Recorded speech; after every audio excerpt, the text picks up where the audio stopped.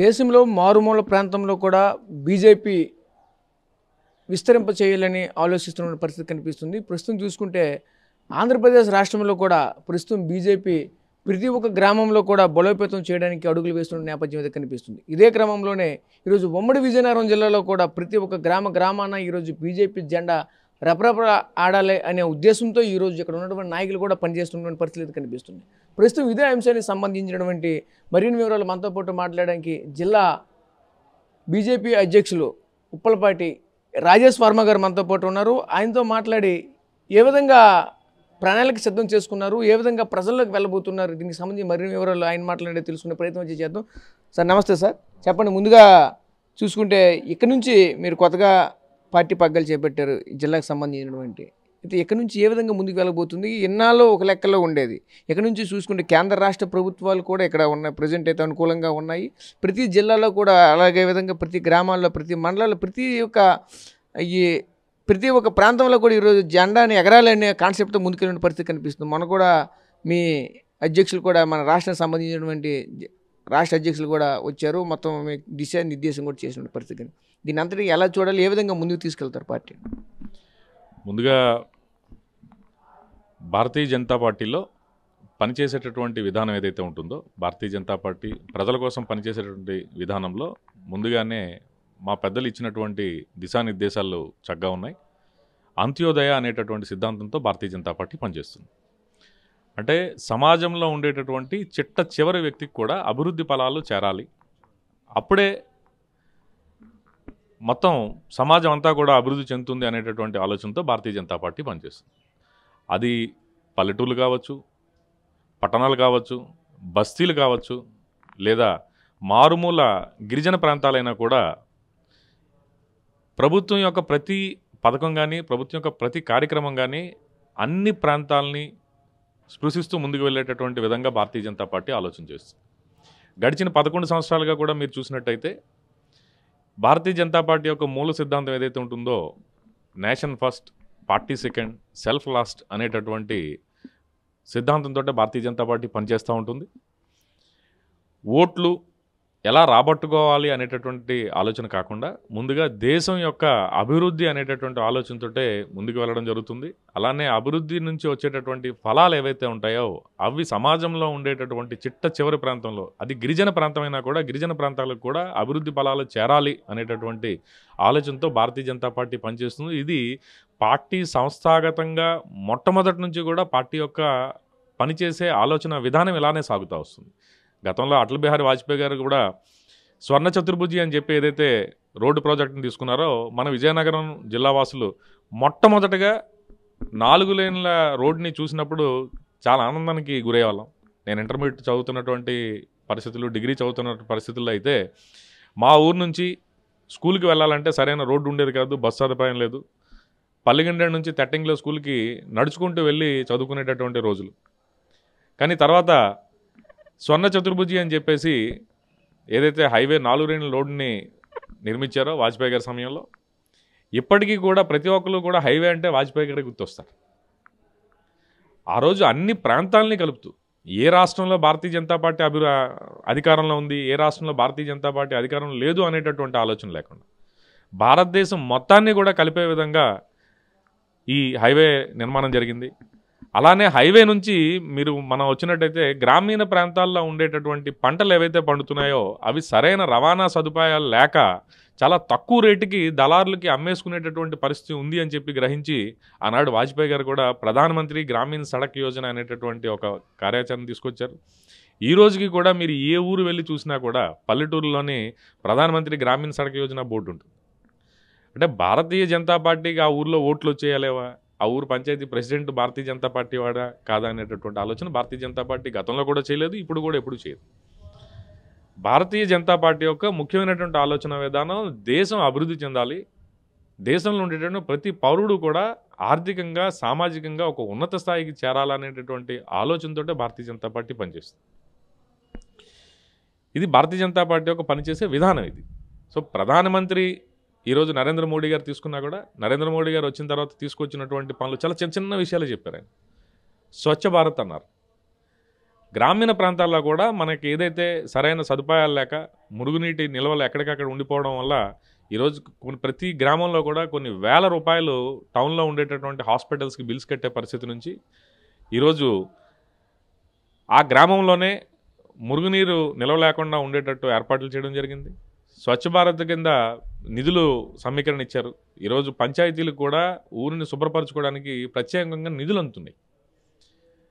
అక్కడ కొంతమంది వ్యక్తుల్ని కూడా ఏర్పాటు చేసుకొని స్వచ్ఛ భారత్ ఏజెంట్లుగానే పనిచేస్తున్నారు. వాళ్ళని మనం ఏదో పనుల కింద చూసే పరిస్థితి లేదు. చక్కగా పారిశుధ్య కార్మికులు కూడా ప్రతి గ్రామంలో పనిచేస్తున్నటువంటి పరిస్థితి. ఇది గతంలో మీరు ఎప్పుడు కూడా చూడనటువంటి విషయం.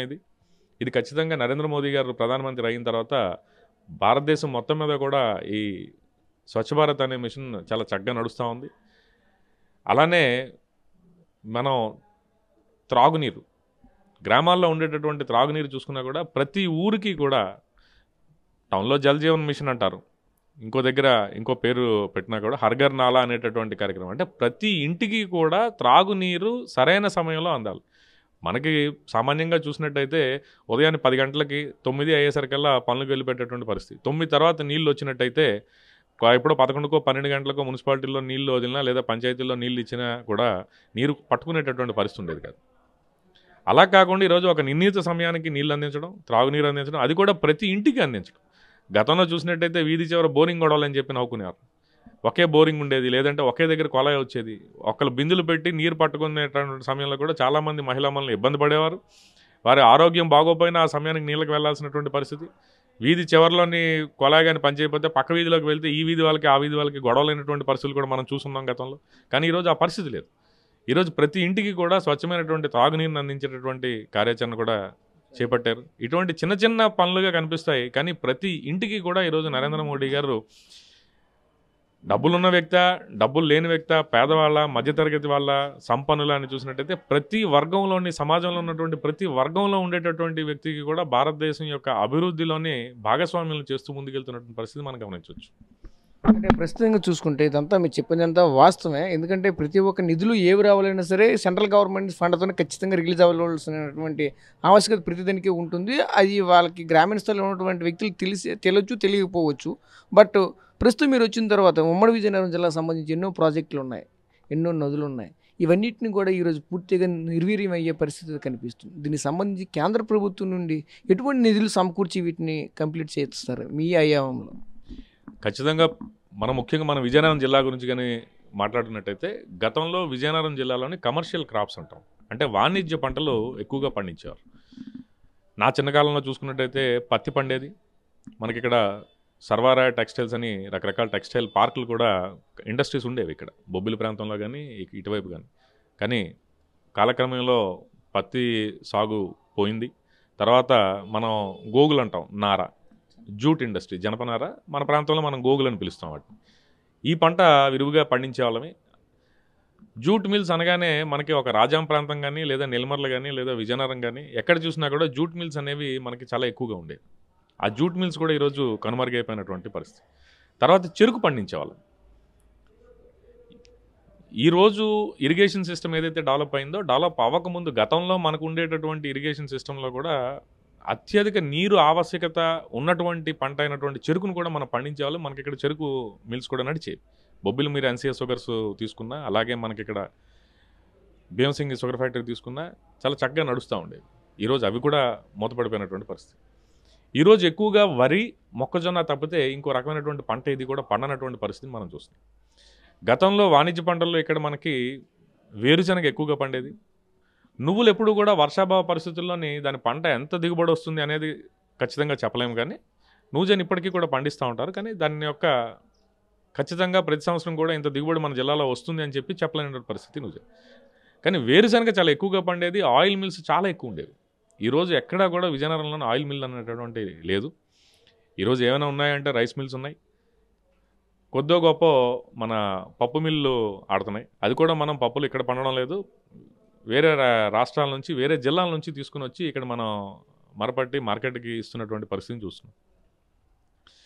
వ్యవసాయ ఆధారిత జిల్లాగా ఉన్నటువంటి మన దానిలో ఒకే ఒక ఆశాకిరణంగా మనకి గరివిడి ప్రాంతంలోని ఫ్యాకర్ ఎల్లో ఇండస్ట్రీ ఉండేది. ఎల్లాయ్ బేస్డ్ ఇండస్ట్రీ అనేది ఉండేది. సుమారుగా ఒక 25 కంపెనీలు పైచీలకు అక్కడ నడుస్తూ ఉండేవి. అయితే కరెంటు తాలూకా రేటు ఏదైతే ఉందో ఈ ఎల్లాయ్ ఇండస్ట్రీకి ప్రత్యేకంగా మొన్న మా రాష్ట్ర అధ్యక్షులు మాధవ్ గారు వచ్చినప్పుడు కూడా ఈ ఎల్లాయ్ ఇండస్ట్రీ సమస్య మీదే చాలా ఎక్కువసేపు చర్చించడం జరిగింది. మేము కూర్చొని మాట్లాడుకునేటప్పుడు కూడా ఎల్లాయ్ ఇండస్ట్రీ మీద ప్రత్యేకమైన దృష్టి సారించాల్సిన అవసరం ఉంది అని చెప్పి మాట్లాడుకోవడం జరిగింది. దాన్ని మేము రాబోయే రోజుల్లో ప్రధానమైనటువంటి సమస్య కింద అడ్రస్ చేయబోతున్నాం. దీని మీద కొంత వివరాలను కూడా ఆల్రెడీ మేము సేకరించే పనిలో ఉన్నాం. ఈ ఎల్లాయ్ ఇండస్ట్రీ ఏదైతే ఉందో మనకి ఎల్లాయ్ ఇండస్ట్రీకి ప్రత్యేకంగా ముడి సరుకు కన్నా కరెంటు ఖర్చు ఎక్కువ.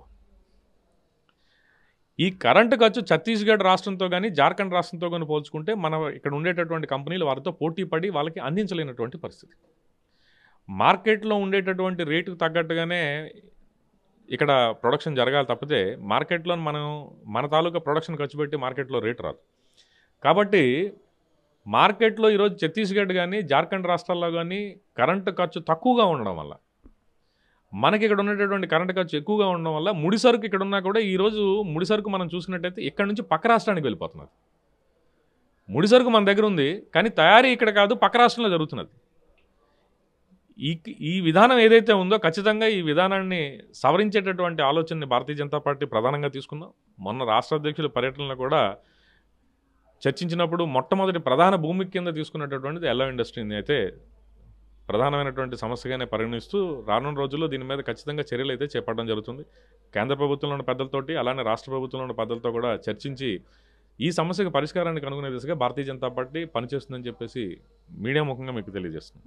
అంటే ముఖ్యంగా చూస్తే అదే మీకు చెప్పాను, ఏదైతే ఈ యొక్క ప్రాంతం అంతా కూడా వ్యవసాయ ఆధారిత ప్రాంతమే. బట్ ఇక్కడ ఉన్నటువంటి ప్రజలంతా కూడా ఇతర రాష్ట్రాలకు ఇతర జిల్లాలకు వలసలు ఎక్కువగా వెళుతున్న నేపథ్యం అయితే కనిపిస్తుంది. ఎందుకంటే ఇక్కడ ఎంత వర్షాధారితమైనటువంటి ప్రాంతం, అలాగే ఎంత ముఖ్యంగా చూస్తే రాష్ట్రంలో ఏ జిల్లాలో లేనటువంటి నదులు అలాగే చెరువులు దీనికి సంబంధించిన డ్యామ్లు అన్నీ ఉన్నాయి.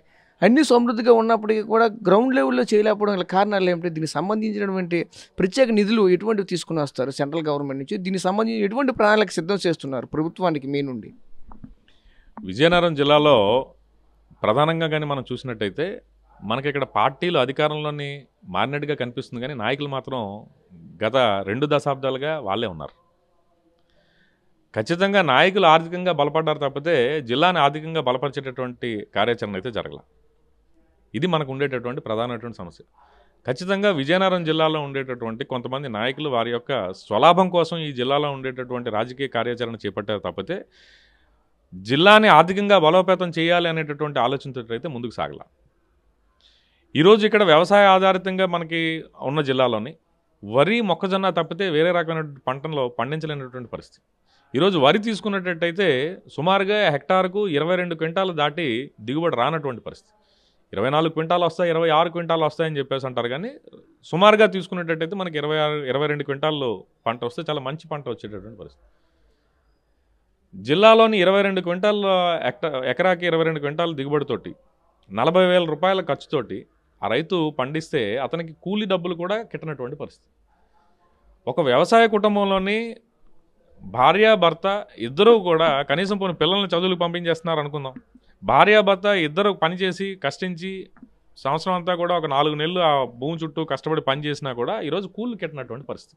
కాబట్టి దీనికన్నా సుఖంగా ఈ భూమిని ఎవరికైనా మగతాకి ఇచ్చేద్దాం, లేదంటే ఎవరికొకరికి భాగానికి ఇచ్చేద్దాం, మనం వెళ్ళి ఏదైనా ప్రాంతానికి వలస వెళ్ళిపోదాం, అక్కడ కూలి పని చేసుకునేటట్టయితే సంవత్సరం మీద సాలీన ఆదాయం అక్కడ ఎక్కువగా వస్తుంది అనేటటువంటి ఆలోచన చేయడం వల్ల ఇది ముందుకెళ్తాం. అయితే భారతీయ జనతా పార్టీగా మొన్న మా అధ్యక్షులతో కూడా చర్చించిన విషయంలో ఎల్లాయ్ ఇండస్ట్రీ తర్వాత భారతీయ జనతా పార్టీ ప్రధానంగా మేము చూస్తున్నటువంటిది ఫుడ్ ప్రాసెసింగ్ ఏరియాస్. ఈ ఫుడ్ ప్రాసెసింగ్ అనేటటువంటిది ఏదైతే ఉందో వ్యవసాయ ఆధారిత ఉత్పత్తుల్ని పెంచాలి. వ్యవసాయ ఆధారితంలోని ఒక్క వరి మొక్కజొన్నే కాకుండా వేరే కాయగూరలు కూడా మనకి చూసుకుంటే రామభద్రపురం ఏరియాలోని కాయగూరలు పండుతూ ఉంటాయి, ఇక్కడ నుంచి ఇంకో దగ్గరికి వెళ్ళేటటువంటి పరిస్థితి. ఈ ఫుడ్ ప్రాసెసింగ్ ఇండస్ట్రీస్ని ఫుడ్ పార్కులను ఎక్కువగా ఏర్పాటు చేసి ఈ ఫుడ్ పార్కుల్లో ఫుడ్ ప్రాసెసింగ్ యూనిట్స్ టమాటాలు కానీ అల్లం కానీ ఏదైనా కూడా వ్యవసాయ ఆధారిత పంటకి దానికి కొంత మార్పు చేసి ఎండ్ యూజర్ కింద అదే రా మెటీరియల్ మనం వేరే దగ్గరికి పంపించడం కాకుండా ఇక్కడే ప్రొడక్టివ్గా దాన్ని తయారు చేసి విదేశాలకు ఎగుమతి చేసేటటువంటి కార్యాచరణ కూడా ఉంది. అలానే భోగాపురంలో ఎయిర్పోర్ట్ మనకి 1 సంవత్సర కాలంలో అందుబాటులోకి రానుంది. దానివల్ల కూడా ఇక్కడ నుంచి మనం విదేశాలకు ఎగుమతుల మీద దృష్టి పెట్టేటటువంటి అవకాశం ఉంది. దాంట్లోని రేడియేషన్ యూనిట్ ఒకటి నిర్మించాల్సి ఉంది. ఆ రేడియేషన్ యూనిట్ గురించి కూడా మేము మొన్న మా రాష్ట్ర అధ్యక్షుల వారితో చర్చించడం జరిగింది. ఆయన దానికి రిప్రజెంటేషన్ కూడా తయారు చేశాము. మా దగ్గర దాని పూర్తి వివరాలు ఉన్నాయి. ఈ రేడియేషన్ ప్రాసెస్ ఏదైతే ఉంటుందో అది ఎయిర్పోర్ట్లో కానీ ఏర్పరిచినట్టయితే ఇక్కడ మనం పండించేటటువంటి పంటని ఆ పర్టికులర్ యూనిట్లో ట్రీట్మెంట్ చేసినట్టయితే మాత్రమే మనం విదేశాలకు పంపించగలం. మామూలుగా మన తాలూకా రా మెటీరియల్ పండిందాన్ని అలాగే కాయగూరను పంపించాలంటే పంపించలేనటువంటి పరిస్థితి. కాబట్టి ఆ రేడియేషన్ యూనిట్ కూడా ఇక్కడ రావాలి అని చెప్పేసి దాన్ని రేడియో ట్రీట్మెంట్ అంటారు. రేడియేషన్ మీద ట్రీట్మెంట్ జరుగుతుంది. దీంట్లోని న్యూక్లియర్ బేస్ మీద ఉంటుంది కాబట్టి దానికి స్పెషల్ పర్మిట్స్ తీసుకుని వచ్చి చాలా తక్కువ ఎయిర్పోర్ట్లో మాత్రమే ఇది ఉంది భారతదేశంలో. దాన్ని కూడా భోగాపురం ఎయిర్పోర్ట్లో వచ్చే విధంగా కృషి చేయాలని చెప్పేసి మొన్ననే రాష్ట్ర అధ్యక్షుల వారితో మాట్లాడడం జరిగింది. రాష్ట్ర అధ్యక్షుల వారు కూడా దాని పూర్తి వివరాలు ఇవ్వమని చెప్పేసి అన్నారు. ఆల్రెడీ మేము దాన్ని రెడీ చేశాము. 2-3 రోజుల్లో రాష్ట్ర అధ్యక్షుల వారిని కలిసి ఇవ్వడం జరుగుతుంది. అలానే రేపు 12వ తారీఖు తర్వాత మా జాతీయ అధ్యక్షులు నడ్డా గారు విశాఖపట్నం వచ్చేటటువంటి కార్యాచరణ 1-2 రోజుల్లోనే తెలుస్తుంది. ఆ రోజు రాష్ట్ర అధ్యక్షుల నుంచి జాతీయ అధ్యక్షుల దృష్టిలో పెట్టి భోగాపురం ఎయిర్పోర్ట్లో నా రేడియేషన్ యూనిట్ని తేవడానికి భారతీయ జనతా పార్టీ పూర్తిగా కృషి చేస్తాం. దీనివల్ల రాబోయే రోజుల్లో ఇక్కడ నుంచి వ్యవసాయ ఉత్పత్తుల్ని మనం విదేశాలకు పంపించేటటువంటి అవకాశం ఉంటుంది. దీని మీద పనిచేస్తాం. ఓకే, మీరు చెప్పారు బాగానే ఉంది. ఎందుకంటే ప్రతి డెవలప్మెంట్ అవ్వాలంటే ఇంటర్నేషనల్ స్థాయిలో ఇక్కడ మార్కెటింగ్ జరిగితే కానీ డెవలప్మెంట్ అవ్వని పరిస్థితి కనిపిస్తూ ఉంటుంది. ఇదే క్రమంలో ఇది పక్కన పరిస్తే ప్రస్తుతం చూసుకుంటే మీ పార్టీ పరంగా ఏదైతే కూటమి నాయకులు ఎవరైతే ప్రస్తుతం అయితే ఉన్నారో అది టీడీపీ, జనసేన, ప్రస్తుతం ఉన్నటువంటి బీజేపీ ముగ్గురు కూడా కలిపి పనిచేస్తున్న పరిస్థితి కనిపిస్తుంది. అలా అయితే ప్రస్తుతానికి ఇక్కడ విజయనగరంలో అటువంటి పరిస్థితి కనిపించలేదు. ఎందుకంటే వాళ్ళు పెట్టిన ప్రోగ్రామ్కి బీజేపీ అటెండ్ కావట్లేదు, బీజేపీ పెట్టిన ప్రోగ్రామ్కి జనసేన అటెండ్ కావట్లేదు. ముగ్గురు కలిసి చేసే ప్రోగ్రామ్ కూడా ఇంతవరకు కూడా ఇది కనిపించట్లేదు. దీని పట్ల ఎలా చూడాలి? ప్రజలు కూడా వీళ్ళకి పొత్తు లేదంటున్నారు. కొన్ని దగ్గరలో కూడా వస్తూ ఉంటే విమర్శలు కూడా వస్తున్నాయి. ఎందుకంటే మా పనులు అవ్వట్లేదు, మేము ఎందుకు మీ కార్యకర్తగా ఉండాలంటూ కూడా కొందరు చెప్పుకొస్తున్న పరిస్థితి కనిపిస్తుంది. దీనికి మీరు ఒక అధ్యక్షులుగా జిల్లా అధ్యక్షులుగా మీరు ఉన్నారు. దీన్ని ఏ విధంగా తీసుకుంటారు? కూటమిలోని 3 పార్టీలు కూడా చక్కగా కలిసి పనిచేస్తున్నాయి. ఇందులో ఎటువంటి వేరే ఆలోచనే లేదు. చక్కగా కలిసి పనిచేస్తున్నాం. ప్రభుత్వ పథకాలు ఏవైతే ఉన్నాయో ప్రభుత్వ పథకాలు సమయానికి ప్రజలకి అందించేటటువంటి విషయంలో ఏదైతే ఉందో ఈరోజు 1వ తారీఖు ఈరోజే తీసుకుని ఈరోజు 1వ తారీఖు ఈరోజు చాలామంది మా బీజేపీ కార్యకర్తలు కూడా వెళ్ళి పెన్షన్లు పంచారు.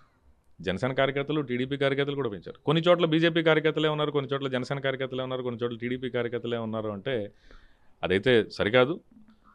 అయితే రాజకీయ పార్టీల్లో ప్రతి రాజకీయ పార్టీ వాళ్ళు బలపడాలనేటటువంటి ఆలోచనతో ముందుకెళ్తారు. భారతీయ జనతా పార్టీ కూడా రానున్న రోజుల్లో విజయనగరం జిల్లాలో ప్రతి అసెంబ్లీ సీట్ని కూడా గెలవాలనేటటువంటి ఆలోచనతో ముందుకెళ్తాం. ప్రతి పంచాయతీని గెలవాలనేటటువంటి ఆలోచనతో ముందుకెళ్తాం. అంతేగాని ఈరోజు ఏదో సమస్య అయితే లేదు. కూటమి అయితే చాలా చక్కగా నడుస్తూ ఉంది. కూటమిలో ఎటువంటి పొరపచ్చాలు లేవు. అందరం కలిసే పనిచేస్తున్నాం. ఎక్కడా కూడా కార్యకర్తలు మనస్తాపం చెందారనేటటువంటి పరిస్థితి లేదు.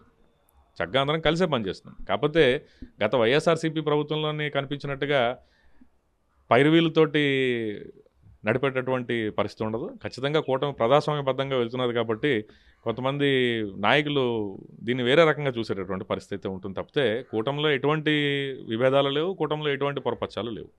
మొన్ననే స్త్రీశక్తి పథకం కింద ఏవైతే బస్సుల్ని మనం రిలీజ్ చేస్తాం అందరం కలిపే పాల్గొన్నాం.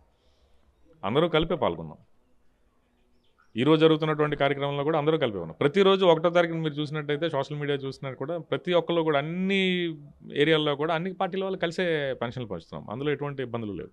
అంటే ముఖ్యంగా కార్యకర్తలు ఒకటి ఆవేదన చెందుతున్నారు. ఒకవైపు ఎస్కోట్ కావచ్చు, మరోవైపు నెల్లిమర్ల కావచ్చు. ముఖ్యంగా ఈ 2 నియోజకవర్గాల్లో ఉన్నటువంటి కార్యకర్తలు కూడా మా పని అంటే ఏది కూడా అవ్వట్లేదు, వెనక్కి పెట్టేస్తున్నారు. అక్కడ కనీసం ఎమ్మెల్యే కాకుండా పక్కన ఉన్న వ్యక్తికి కూడా ఎక్కువ అవకాశం ఇస్తున్నారు తప్ప కానీ కనీసం బీజేపీని అయితే చిన్న చూపు చూస్తున్నారు అంటూ కూడా ఆవేదన చెందుతున్నటువంటి పరిస్థితులు కనిపిస్తున్నాయి. దీన్ని ఎలా చూడాలి? ఆ కార్యకర్తలకు ఎటువంటి భరోసా ఇస్తారు? మీ దృష్టికి అటువంటివి ఏమైనా వచ్చాయా? కార్యకర్తలకి చెప్పిన పని అవ్వడం లేదు అనేది అయితే అవాస్తవం. ఎందుకంటే కార్యకర్తలకు ఏదైనా పని అవ్వకపోతే ఖచ్చితంగా జిల్లా అధ్యక్షులుగా నా దగ్గరికి అవన్నీ పరివీళ్ళు వస్తూ ఉంటాయి. కార్యకర్తలకు ఏ సమస్య ఉన్నా కూడా ఖచ్చితంగా మేము నేరుగా కలెక్టర్ ఆఫీస్కో లేదా ఎస్పీ గారికో వెళ్ళి వినతిపత్రం ఇచ్చి చేయించుకున్నటువంటి పనులు అయితే ఉంటాయి. ఆ సమస్యని పర్టికులర్గా ఆ ఒక్క ఎమ్మెల్యే గారి దగ్గరికే వెళ్ళాలి అనేటటువంటి పరిస్థితి లేదు. ఈరోజు ప్రజాస్వామ్యబద్ధంగా సాగుతున్నటువంటి కూటమి ప్రభుత్వంలో ఒక ఎంఆర్ఓ ఆఫీస్కి వెళ్ళిన ఎంఆర్ఓ ఆఫీస్లో పని అవుతుంది, ఆర్డీఓ ఆఫీస్కి వెళ్ళిన ఆర్డీఓ ఆఫీస్లో పని అవుతుంది, కలెక్టర్ ఆఫీస్కి వెళ్ళినా కలెక్టర్ ఆఫీస్లో పని అవుతుంది. సో ఆ రకంగా కూటమిలో ఉండేటటువంటి కార్యకర్తలు ఎవరైతే ఉన్నారో కార్యకర్తలు అందరూ కూడా చక్కగా వారి యొక్క కార్యకర్తలు ఆ ఊర్లో ఉండేటటువంటి సమస్య ఏదున్నా కూడా దాన్ని నేరుగా ప్రజాస్వామ్యబద్ధంగా పరిపాలనా అధికారుల దగ్గరికి దృష్టికి తీసుకుని వెళ్ళి ఆ సమస్యను పరిష్కరించడం అయితే జరుగుతున్నది. దీంట్లోని మా దగ్గరికే రావాలి అని చెప్పేసి ఇక్కడ ఉండేటటువంటి ఏ నియోజకవర్గం ఎమ్మెల్యే కానీ ఇప్పటివరకు అన్నటువంటి పరిస్థితి లేదు. అందరూ కూడా చక్కగా కలిసి పనిచేస్తున్నాం.